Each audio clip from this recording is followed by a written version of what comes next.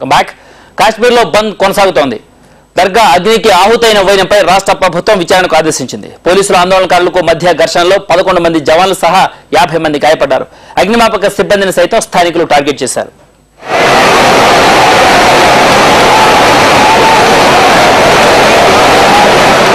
Srinagar old సిటీలోని దస్తగీర్ సాహిబ్ దర్గా అగ్ని ప్రమాదంపై కాశ్మీర్ ప్రభుత్వం విచారణకు ఆదేశించింది.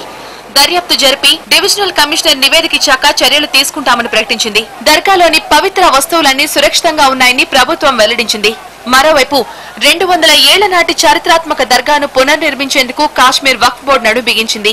అటు వేర్పాటువాదులు, రాజకీయ పార్టీల పిలుపు మేరకు కాశ్మీర్ బంద్ కొనసాగుతోంది. పాఠశాలలు, వ్యాపార సంస్థలు మూతపడ్డాయి. ప్రభుత్వ వైఫల్యం వల్లే దర్గా పూర్తిగా అగ్నికి ఆహుతైందని విపక్ష నేతలు, స్థానికులు ఆరోపించారు.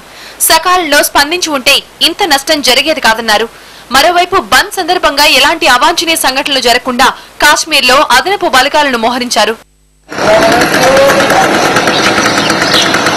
అంతకుముందు దస్తగీర్ సాహిబ్ దర్గాలో ఘోర అగ్ని ప్రమాదం జరిగింది. దేవదారు చెక్కతో నిర్మితమైన దర్గా తగలబడింది. దీంతో స్థానికులు తీవ్ర ఆవేదన చెందారు. మహిళలు, పురుషులు, పిల్లలు తేడా లేకుండా రోడ్లపైకి వచ్చి కన్నీళ్లు పెట్టుకున్నారు.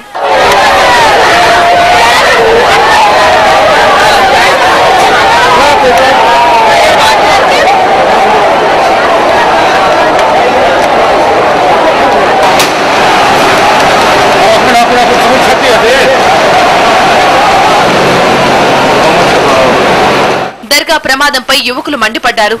అగ్నిమాపక సిబ్బంది సకాలంలో స్పందించలేదని ఆరోపిస్తూ ఫైర్ ఇంజన్లను ధ్వంసం చేశారు. పోలీసులపైకి రాళ్లు రువ్వారు. పోలీసులు టియర్ గ్యాస్ ప్రయోగించారు. జవాన్లు, స్థానికుల మధ్య ఘర్షణ జరిగింది. దీంతో 11 మంది పోలీసులు సహా 50 మంది గాయపడ్డారు.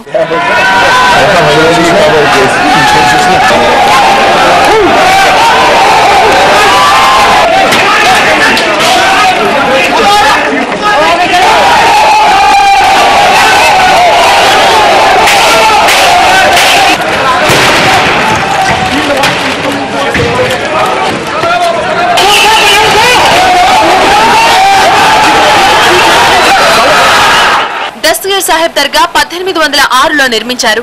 దర్గాలో 12వ శతాబ్దానికి చెందిన సూఫీ గురువు షేక్ అబ్దుల్ ఖాదర్ జిలానీకి చెందిన పలు జ్ఞాపికలు ఉన్నాయి. దీంతో ఈ దర్గాను మెజారిటీ కాశ్మీరీలు పరమ పవిత్ర స్థలంగా భావిస్తారు.